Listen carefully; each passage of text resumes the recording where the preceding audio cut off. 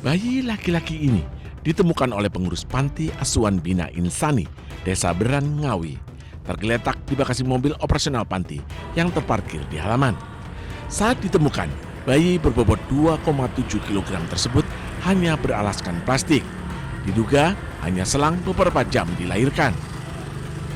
Awalnya, pihak panti menjelang subuh mendengar tangisan bayi dari mobil operasional. Kami mendengarkan tangisan bayi, cuma oek gitu.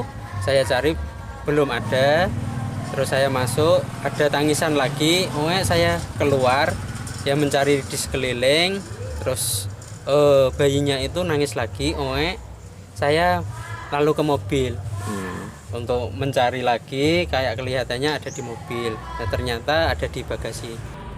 Polisi datang ke TKP, mewawancara saksi dan mencari orang yang tega menelantarkan bayi. Melaporkan adanya penemuan bayi. Berikutnya, Kanit Reskrim bersama KSPK dan saya mendatangi TKP, cek keberadaan dan kebenaran dari laporan tersebut. Dan benar, saat itu kita temukan anak kemungkinan baru 1 kali 24 jam atau 2 kali 24 jam baru dilahirkan. Saat ini, bayi dirawat di ruang khusus Rumah Sakit Suroto Ngawi. Dari Ngawi, Jawa Timur, Aswi Manar, iNews melaporkan.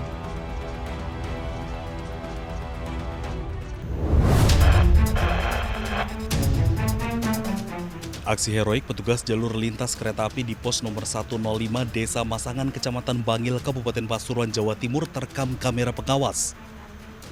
Muhammad Sofi Bahtiar, petugas berusia 24 tahun ini berhasil menggagalkan upaya orang tak dikenal saat hendak menabrakkan diri ke kereta api.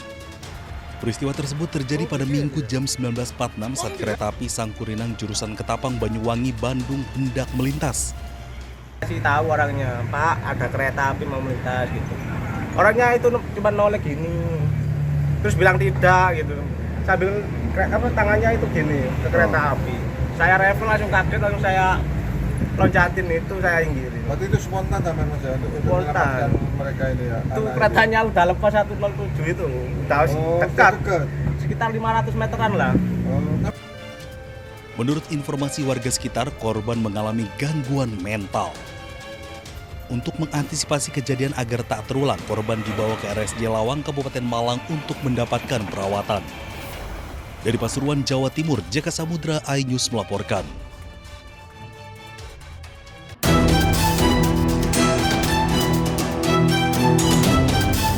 Tak hanya manusia, hewan juga menjadi korban korupsi di Indonesia. Salah satunya adalah kasus korupsi di Kebun Binatang Surabaya. Mirisnya, pelaku adalah sang direktur utama, Hoirul Anwar. Praktik korupsi di Kebun Binatang ini berlangsung sejak 2013 hingga 2024. Kerugian negara akibat praktik korupsi selama 8 tahun ini mencapai 10,2 miliar rupiah. Tak hanya Hoirul, Kejati Jatim menduga tersangka lebih dari 1 orang. Kejati Jatim pun buka suara terkait alasan pengungkapan kasus yang memakan waktu cukup lama. Korupsi itu dimanapun tidak ada yang berdiri sendiri, pasti ada hal yang lain atau pihak lain.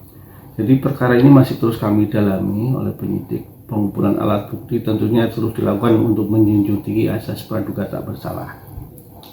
Selanjutnya mengenai kemungkinan adanya keterlibatan dari pihak lain, tentu kami masih menunggu fakta dari hasil penyelidikan tim. Yang dalam ini kalau ditemukan adanya cukup bukti, maka tentu kami lakukan pengembangan. Korupsi dana operasional KBS berhasil terungkap usai adanya laporan dari masyarakat pada tahun lalu. Dari hasil penyelidikan sementara, korupsi diduga dilakukan mulai dari biaya pakan satwa hingga anggaran sarana dan prasarana. Kejati pun menegaskan akan menindak siapapun yang terlibat sesuai dengan hukum yang berlaku. Tim Liputan iNews melaporkan.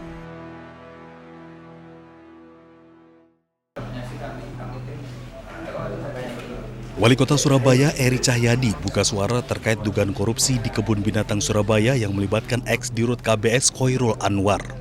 Eri menyatakan dugaan korupsi di Kebun Binatang Surabaya sudah dicurigai sejak lama. Eri pun mendukung penuh pengungkapan kasus ini. Jadi apapun yang ada di permasalahan di Pemkot ya memang harus dibenarkan. seperti yang data yang ada di KBS bahwa ada 8 miliar ketika ada di dalam kas laporan tapi tidak ada uangnya mulai zaman Bu Risma sampai dengan ini ya kita buka semuanya. Kasus korupsi dan operasional KBS berhasil terungkap usai adanya laporan dari masyarakat pada tahun 2025 lalu. Dari hasil penyelidikan sementara, korupsi diduga dilakukan mulai dari biaya pakan satwa hingga anggaran sarana dan prasarana. Kini setelah kasus korupsi terbuka, Kebun Binatang Surabaya pun terus berbenah. Anggaran dipantau seksama sehingga hewan yang ada di dalamnya hidup dengan layak. Sementara kondisi satwa dipastikan stabil dan sehat dengan skor kondisi fisik ideal rata-rata 3 hingga 3,5 dari skala 5. Dari Surabaya, Jawa Timur, Hari Tambayong, iNews melaporkan.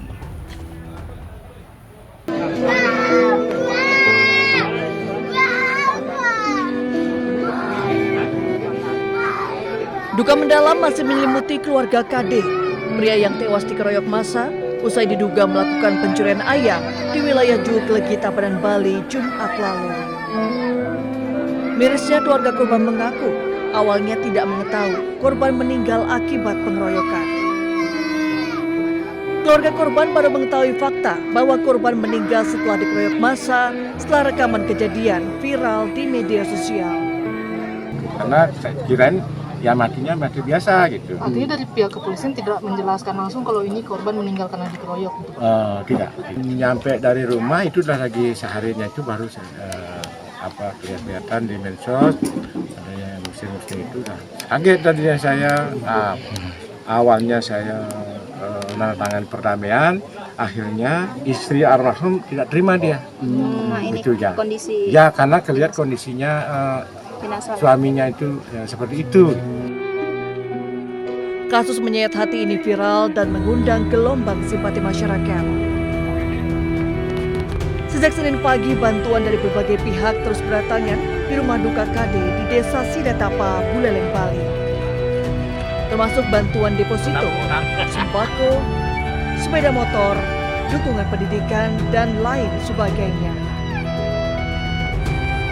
Dari Buleleng, Bali, Indira Ari, iNews melaporkan.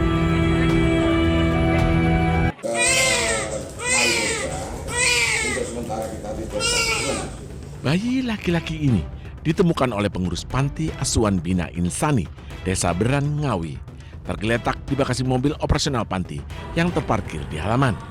Saat ditemukan, bayi berbobot 2,7 kg tersebut hanya beralaskan plastik. Diduga hanya selang beberapa jam dilahirkan. Awalnya, pihak panti menjelang subuh mendengar tangisan bayi dari mobil operasional. Kami mendengarkan tangisan bayi, cuma oek gitu.